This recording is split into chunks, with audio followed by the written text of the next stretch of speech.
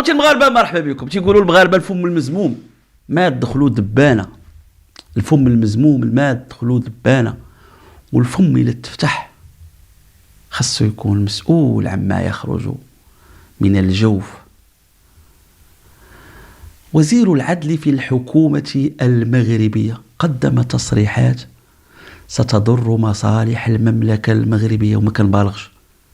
اليوم أخوتي المغاربة رحلة قانونية ورحلة فكرية مهمة مع معالي الوزير المحترم الذي حل ضيفا على برنامج غرفة الفار التابع لإذاعة ميد راديو. معالي الوزير المحترم قدم تصريحات مضرة بمصالح المملكة المغربية، واعترف بأنه وصف مغاربة بكلاب. اعترف صوتا وصورة بعد أن كان بحوزتنا مقال على موقع هسبريس على ضوئه بنينا تعليقا. نحن أمام سابقة في تاريخ المملكة المغربية. لم يعد الوزراء يميزون بين الأجناس الصحفية، بين الخبر وبين التعليق.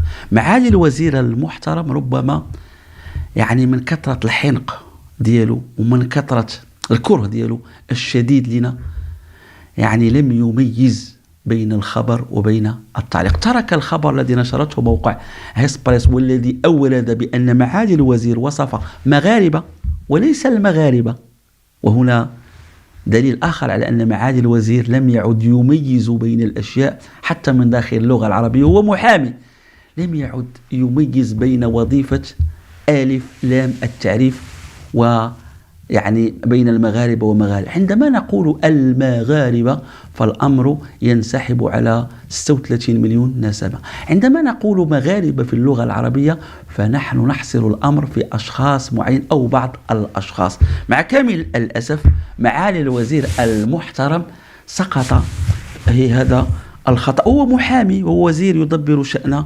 المغاربة. خوتي المغاربة اسمعوا وغتسمعوا اشياء مخيفه جدا. تفضل سيد الوزير. وانت شحال من مره كنتي تقول شوف في المعارضات تقول للناس شوفوا الفيسبوك شوفوا اش يقول تابعوا الفيسبوك. جميل جدا. ديك كاساتاي بحالو بحالنا، ماشي الكاساتاي اللي مهم. ببساطه سيد تصور بحال شي واحد ضربه بصاروخ قنبله. افظع شيء ممكن يطيح فيه الوزير شنو هو او المسؤول شنو هو ان تحطه في التناقض. ابغض شيء القلب لاي مسؤول فوق الارض دائما تخاف من كنتي كتقول وليتي كتقول. وكيفاش هذه؟ هو دارها ببساطه. لا كنتي كتقول لينا يا مغاربه انظروا يا حكومه العثماني اهتموا بالفيسبوك فانه واجهه مهمه للمساهمه في السياسه العموميه. كنت تعيب على حكومه العثماني، واليوم عندما واجهك بها عمر الشرقاوي وهذا الحوايج الشعب هذا واش ماشي من حقه يتحاور معكم؟ ماشي من حقه تسولوه؟ واش الوسائل الاجتماعيه جايه غير في الزنقه؟ سمح لي سيد الوزير، راه كنعيش واحد الواقع مر، هو ان الحكومه ديالكم ما كتعرف تجاوب على حقوق الناس، فقط تشتمهم. كيفاش مواطن كيصوت عليك كديمقراطي؟ بس كنت اقول ولماذا اصبحت تقول عكس ما كنت تقول؟ شوفي كي داير لها بكاسه شاي بسيطه، هي بسيطه. وغيمشي القانون 22 ما بغاش يوقف عند الفيسبوك لانها صادمه. تابع الفيسبوك. عقلتي داك قانون 22 20 لا عمركم بقيتي معاه في هذيك بعدا هذيك بعدا فيها واحد هو عجباته مشى ل 22 سير ودابا لانه فيه نصوص شي تقعد لانه فيه نصوص. ومع ذلك انا نجيب لك واحد الوثيقه توفرني هذا القول. قال لك هنا هذا القانون اللي كنت كنواجد العثماني ديال تكميل الافواه فيه نصوص بعض النصوص، ولكن من عجيبكم تصريحه كان هو ضد كل النصوص، الالغاء ديال القانون كامل كل شيء بالصوت والصوره سير.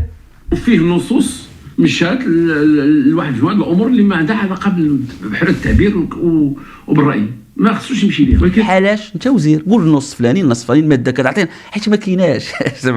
سمع ديك هذا الفصول اللي كنت مخالف معاه تما ماشي كتقول له رافضه، كاين فيه فصول اللي انا رافضها. مستلطف وهبي درتي. اذا هو رافض نصوص مزيان، كلشي عندنا بالصوت والصوره، بالصوت والصوره. سمعوا هو ضد، قال لك انا بعض النصوص وما حددهاش.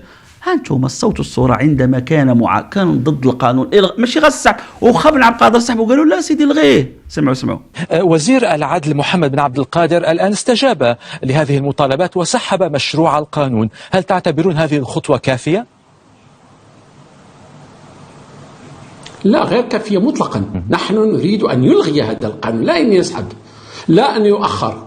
هو لم يسحبه، هو قرر تأخيره، ونحن نرفض التأخير. نحن نطالب بسحبه نهائيا، وأكثر من هذا نريد محاسبة هذا الوزير.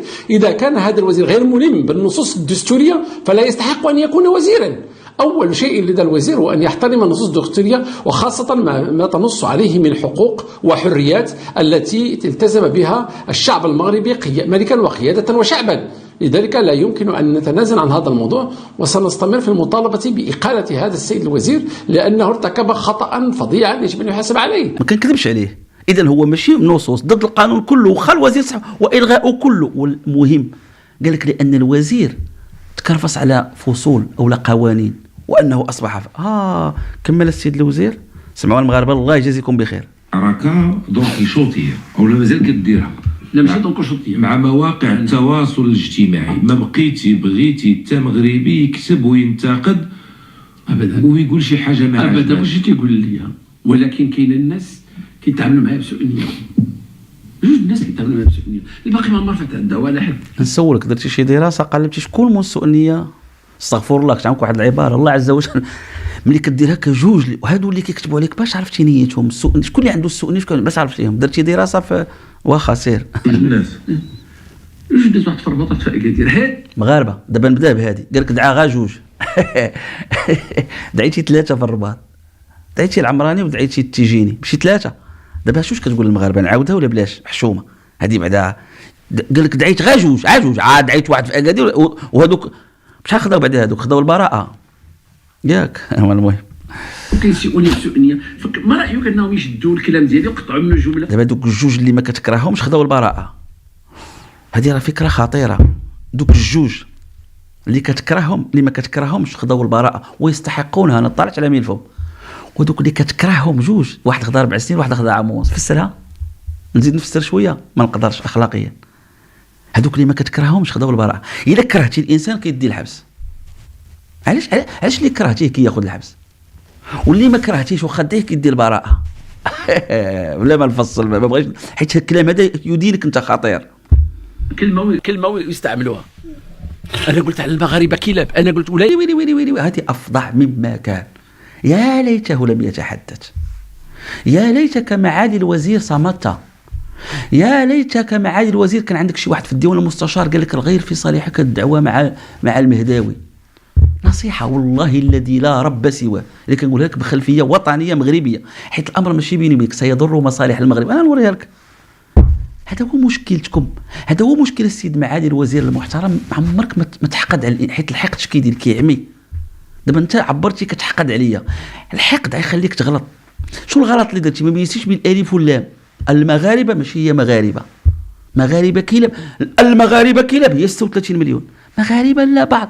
حيت الحقد خلاك تطيح في هذا الخطا مع كل الاحترام ليك والتقدير، وعبرتي عليه انت. قلتي هاد خياتنا الجوج كنحقد هاد الجوج هادو بعدا. انت عبرتي على مشاعر الحقد ديالك. هذا هو الخطا اللي تحتي فيه. عرفتي هادي دابا كتعترف بصوتك وبصورتك وبلحمك وبشحمك قدام المغاربه وقدام العالم، وانت وزير مملكه مغربيه، والمغرب يترأس مجلس حقوق الانسان، والمغرب مقبل على كأس العالم، والمغرب عنده خصومه. تصور على تصريح درتي شحال الفرصه تعطيتي لعباد الله هنا. كتعترف بانك وصفت بعض المغاربه كلاب. الشيء المبرر دوك الناس واش يستحق، واش هما مجرمين، واش لن يسمح لك لا القانون الوطني لا القانون الدولي على ان وزير عضو في سلطه الفيديو وصف واحد الناس كلاب. العقاب من اختصاص القضاء. لو وصفتي بنادم بالكلب معناه انك رتبتي العقاب عليهم لفظيا، عبرتي على مشاعرك والخطوره. جاي واحد القانون غنتسلموا الناس اللي كيسيئوا المملكه المغربيه برا. شكون باقي يسلم لك شي واحد الا قلتي عباد الله هادو كلاب؟ الكلب لا يتمتع بمحاكمه عادله. واش كاين شي كلب كنعطيه محاكمه؟ راه ملي كتقول بنادم الكلب كتنزع. علاش هو كيستعمل؟ كتنزع عليه صفه الانسان. الكلب راه كاين اللي كيضربوا بالحجر، كاين الكلب اللي انا حميد المهداوي، انا والله الذي لا رب سواه ما كندير فيه البوليميك. ما عمري في حياتي ما نقدرش نقيش. بالعكس الكلب حتى هو كائن يستحق الاحترام والتقدير والحب، ولكن الطريقه اللي وظف بها الكلب كنعرفها في مخيال البعض. الكلب والمغاربه ما معنى خطوره التصريح على المملكه، ولكن من سيلتقط الاشاره؟ هما قال لك غيديروا قانون غيتسلموا الناس للخارج، ايوا شكون غيعطي ياخذ لك هذا التصريح؟ انت راك عطيتي اشاره غيتعذب. عرفت شنو هو الكلب؟ دابا السيد الوزير، دابا انت الا كنتي بوليسي، البوليس والله ما يديروا هكا، ما نقولكش لك انت ما حشومه. واخا انت محامي، دابا انت في المحكمه تقدر في المرافعه شي واحد بالك داير الفعايل، واش كتقول قدام رئيس هذا الكلب السيد الرئيس؟ كتقول للمتهم اعطيني حسنه ديك توصل بنادم بكلب، ولو يكون داك السيد اخطا في حق الاشخاص والمملكه كاين القضاء يقول كلمه، انت وزير، كاين اخلاق الوزير. هو عباد الله المملكه المغربيه الى اش كنقول شي كلابه، راه ماشي المهداوي هذا، راه وزير لو كيقولوا بالكلمه انا كيشرح. كتعرف شي واحد كيغلط ما تشرحش السيد الوزير وما تشرحش الاستاذ، واش ما كاينش اللي نبه هذا السيد مع كل احترام ليه والتقدير؟ واش هكا ترعت البلاد؟ هذه راه مملكه عباد الله. وراه كاين ناس يقول لك تعذبنا في المغرب، كاين ناس رافعين دعوه على المغرب برا تعذبنا، كاين ناس تعوضوا برا بغض النظر حنا باقيين كنشكوا في روايتهم. هو عطى دليل قاطع لك، ما معنى انا كنقصد الكلاب اللي ما عندكش الحق توصف شي واحد في الكلب اللي انتقد المملكه خايب او زوين، عندك الحق ترفع عليه الدعوه وقول للعالم سنمتع محاكمه عادله، واللي عندنا في النصوص ياخذها. انت كتوصف واحد الانسان بالكلب، راك انت عبرتي على مشاعرك تجاهه وعطيتي اشاره انه غيتعذب، شكون يبغي يسلموا لك من بعد؟ أولئك الذين يهينون المغاربة من خلال وسائل التواصل الاجتماعي ويطلقون أسرارهم ويشتمونهم وكذا وكذا، هؤلاء كلا ويجب تأديبهم. بلاتي بعدا مشيو معاك وحده بوحده، واخا خليك تكمل سيد. أنا قلت دفاعا عن المغاربة، هما شدوها خرجوا. هذوك ماشي مغاربه.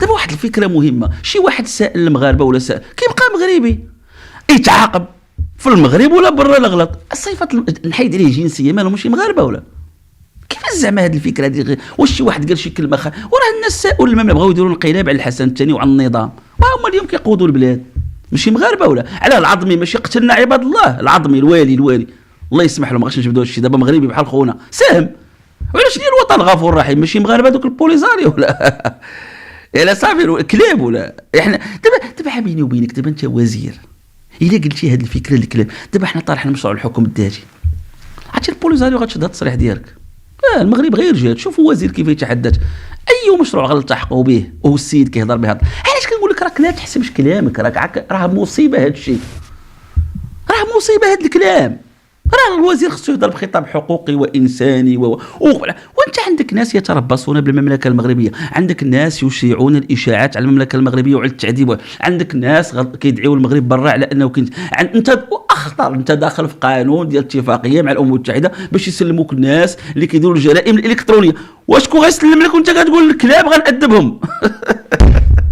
يا الله سير وخرجت يقول لك الكلاب مغاربه، علاش؟ السوء النيه قلتيها إذا هانت اخوتي العوده، دابا هو اعترف انه قال كلاب، زيد عاود قطعوا منه جمله كلمه يستعملوها. انا قلت على المغاربه كلاب، انا قلت اولئك الذين يهينون المغاربه من خلال اولئك الذين يهينون المغاربه القانون لهم بالمرصاد ببساطه سنعاقبهم. وعلاش توصفهم انت بالكلاب واخا القانون يقول فيهم كلمتهم؟ التواصل الاجتماعي ويطلقون اسرارهم ويشتمونهم وكذا وكذا، هؤلاء كلا ويجب تأديبهم. فين هو الواقعه الكاذبه هنا السيد الوزير؟ فاش كذبت عليك؟ قول لي فاش كذبت عليك؟ دابا واحد القضيه عندنا في القانون، بث وتوزيع وقائع. شنو هي الواقعه الكاذبه؟ هو انك لم تقل، ها انت قلت. الامر الاخر كيتعلق بالتعليق ديال هذاك الراي. عندنا الواقعه هي عمرك قلتي. اجي المهداوي السيد ما عمرو قال، هو قال بان مغاربه خاصهم ماشي كل المغاربه. لازم انا فوقاش تكون واقع عندي كاذبه؟ الا لقيتي عندي الالف واللام قلت له قال وشرحتها كنقول له مغاربه. هذا الشيء وصلنا لواحد المستوى ديال العياذ بالله، ما بغيتش نتفكر شي حوايج، شي ولا كيقلق وحق الله. صافي انا باغي عطينا خويا هكا الفيديو اللي ياك هو هذا هو الفيديو. جبت لك انايا بديل اللي كيقول لك انا كذبت عليه، درت لك انايا بديل وداير لك لوغو ودرت لك هيسبريس، ماشي شحال كنكذب عليك، كنقرا لك مقال هيسبريس، ها هو قرا. وفي سياق اخر ذكر الوزير وهبي ان اخطر ما يهدد القضاء اليوم في المغرب هو فيسبوك. اخطر ما يهدد القضاء اليوم في المغرب هو فيسبوك، معتبر ان التشكيك في القضاء او القول الله يرحم لكم الوالدين المغاربه. اش قال قطع وانا كنقرا له الخبر من الفوق، كنقرا لك اللي قريت فيسبوك وكنعلق. واش هذا دابا حمقنا هذا السيد ولا مالو؟ وقولوا لي المغاربه كنقرا له هيسبريس وخديت له المرجع منتهى الامانه العلميه وكندير جلسه تعليق على خبر قال الوزير وما كذبوش، واليوم جا خرج كيعترف به. واش هذا الشيء واقع في المملكه دابا؟ كيجي وكيناقش ماشي مشكل، ويقدر يغلط وجا الصوت والصوره وحده الصحفيين وكيهضر وما كيشوفش تبعات هذا الشيء. كاين جزائر مطبصه بينا، كاين ناس هو غيدير اتفاقيه على الجرائم الالكترونيه وتيقول قلت الكلاب. وشكون هما الكلاب؟ واحد ويكون شكون ما بغى يكون اخويا، القانون يعاقبهم ماشي فمك انت وزير، وانت راه عطيتي تما انطباع خطير. عمري يسلموا لك شي واحد دابا. واش الكلاب كيتحاكموا؟ واش الكلاب كيتحاكموا؟ عسولوا السؤال، كاين شي كلب كيتحاكم محاكمه عادله؟ وريوني الا كان شي كلب كيوقف قدام القاضي وعرفتي شنو هي هذيك كيعطيك. لان علاش كيحيد ديك صفه النزعه الادميه؟ ودابا انت باقي متبوع اجراءات جنائيه، باقي عاد عند البوليس وعاد عند الشرطه، وعاد هذا راه وزير في سلطه تنفيذيه، بمعنى تيقول للبوليس هذا راه كلب ماشي بشر، تعاملوا معاه بمحاكمه غير عادله، هذا راه مجرد كلب. هاد العمليه شكون اللي كينزع عليك الصفه؟ هو اللي تيكون كيوجدك المقصاله، تيحيد لك الحقوق ديال بنادم. علاش كانوا كيقولوا لي يوتيوبر باش يحيد لك الحقوق ديال صحافي؟ ملي كانوا كيهيئوها من شحال هادي داك الشيء مخدوم. دابا انتقل المستوى، هذا راه كلب، والبوليس والسي وكيل الملك ديال الرباط والشرطه القضائيه والفرقه الوطنيه هادو الطوجني ولا التيجيني ولا انا كتنفهم هادو راه كلاب، هادو لا يستحقون محاكمه عادله. ماشي حيدو ماشي التيجيني كنهضر انا والطوج، هو عبر عليها واحد في الرباط، هادو كلاب ولا هادوك اللي برا هادو كلاب، والكلب لا يستحق محاكمه. ما تتعاملش مع القانون المصالحه الجنائيه. عندك يقول لك جيب لك الشهود وجيب لي المصرحين وتنازع وقاعده توازن الاسلحه والتوجهيه، هادو راه كلاب، والكلاب خصهم يترباو. هادو كلاب، هادو كلاب ما عرفوش يستثمروا في حقوق والحريات، عاملهم معامله الكلاب. هذا راه كلام خطير. شوف انا كنقرا عليك الخبر في اسبريس ان حكما ظالما من طرف قضاة سابقين او غيرهم لا بد ان، لكن يجب تاديب والله واسمع مسجل ان القانون الجنائي سيحمي العقوبات التي على الجرائم المنتشره في مواقع التواصل الاجتماعي، فلا احد صار محميا في المغرب والكل اصبح مستباحا. القافله تسير لكن يجب تاديب الكلاب التي تنبح قبل ان توصل. تاديب الكلاب قولوا المغاربه. زدت شي جمله من عندي، قريت له مقال هيسبريس تالكيلي كما هو. وعلاش كتقول قطع وجزء وفين؟ شنو درت لك انا؟ وعلاش خليتي هيسبريس لكن انت ما قلتيش هذا الشيء؟ علاش جي علاش ما كتجبدش هيسبريس؟ دابا المغاربه شوفوا قريت له هيسبريس كما هي وجي كيهضر زعما عادي. واخا كمل السيد الوزير. انا كنت دفاعا عن المغاربه، هما شدوها خرجوا وخرج يقول لك الوكيل المغرب. علاش؟ واخا نسولك واحد القضيه. كمل سؤال النيه. واخا نقول واحد القضيه، لا ولا الاخر، نقول واحد القضيه. هذاك اشنو مطلوب مني؟ عنديش شوف السيد الوزير، ولكن هذيك قبلها كان هذه الحركه اللي درتي على اي ماشي مشكل. السيد الوزير المحترم، دابا انت كتقول سوء النيه وانا اسبريس نهار نشرت الخبر يومين قبل عاد علقت انا. الزميل محمد البوداري احسن ما كاين هو هذا. انا غنشر لك هذه مزيانه. شوف موقع بادين نهار نشر الخبر، نشروا هاد التعليقات درت وانا نهار هذا راه ما كنكذبوش عليه التليفون، موثق داكشي في اليوتيوب بالتواريخ ما كاينش. قرا ودخل وقلب، وانا اضع ودخل قلب كاتب لك انا معلق عليك نهار 3 ديسمبر 3 جنبير، نهار اش دار السي محمد البوداري اللي خديت من هيسبريس وخديت حتى من عنده. نهار خديت 2 ديسمبر غنكذبوا لي. نعاودها لك السيد الوزير، محمد البوداري نهار 2 ديسمبر سابق لي بنهار علق بفيديو وصل ل 100,000، وهيسبريس سابقنا بيوم. نقول لك اش قال محمد البوداري، هاو شوف قرا وهبي هو كاتبه وهبي مغاربه الفيسبوك المغاربه خاصنا نربيو الكلاب. ها السي البوداري. السلام عليكم. عاوتاني الوزير عبد اللطيف وهبي كيخرج بتصريحات مثيره جدا وكيخلق جدل كبير عند الراي العام المغربي. قال لك صحاب الفيسبوك دسروا بزاف وخاصنا نربيو الكلاب اللي كتنبح وما بغاتش تسكت. شي استهداف اكثر من هذا؟ واش كتستهدفني ولا ما كتستهدفنيش؟ 2 ديسمبر ناشرها محمد البوداري. واش كاين شي واحد تيقول ضريت هنا وما ضريتش هنا؟ في اسبريس لا ما ضريتش، وعند البوداري ما ضريتش، وعند المهداوي ضريت. واش هدف واش كاين شي؟ اذا قول للمغاربه شنو هي مشكلتك معايا الحقيقيه، ماشي هادشي. والله الذي لا رب سواه ما هادشي. انا عارف واعتقد انت عارف. انا عارف شنو هو المشكل ديالي معاك ومع بعض عباد الله اخرين، ماشي انت بوحدك. انت ماشي بوحدك السيد الوزير المحترم. قول لنا شنو مشكلتك، تقدر تقولها للمغاربه شنو مشكلتك مع المهداوي الحقيقيه؟ حلول لا ثالث لهم. غير ما نمشي للقضاء وشنو نتسدى. نسولك واحد السؤال. السيد الوزير، راه انت وزير، شو كنقول لك سيد الوزير، ماشي حيت انت سميتو عبد اللطيف ولا شي اي واحد يكون تما كنقول له سيد الوزير، ربيتك تنقول له سيد الوزير، حيت هذاك المنصب ديالي ديال المملكه المغربيه، انت غادي بحالاتك. دوغول هذا بطل قومي د فرنسا، دوغول جنرال دوغول، كانت انتخابات رئاسيه، شكون كان المنافس ديالو؟ فرانسوا ميتيران. اسمع هذا الدرس للتاريخ، عقل عليه مزيان.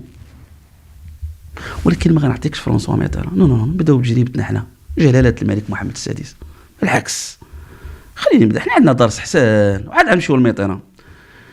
تتعرف مشيش العالمي، هذا وزير سابق، هذا معلمة فكرية وقامة أكاديمية ووزير عدل.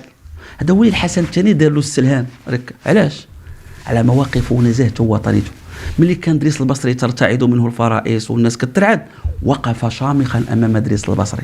تيقول له دريس البصري اجي البيرو عندي، تيقول له انت تجي عندي للبيرو. كان يتصدى لدريس البصري.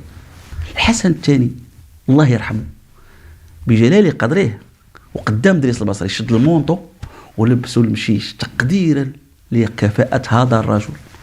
اسمع ماذا يحكي هذا الرجل عندما استضافه الزميل يونس مسكين في برنامج على ضفاف الفنجان.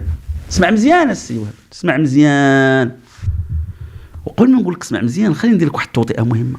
شي انا ضدك جلاله الملك، تنحترموا جلاله الملك، تنحبوا جلاله الملك، لا حب الناس لجلاله الملك اثره البالغ في كيبان في اقتفاء اثاره وسلوكه.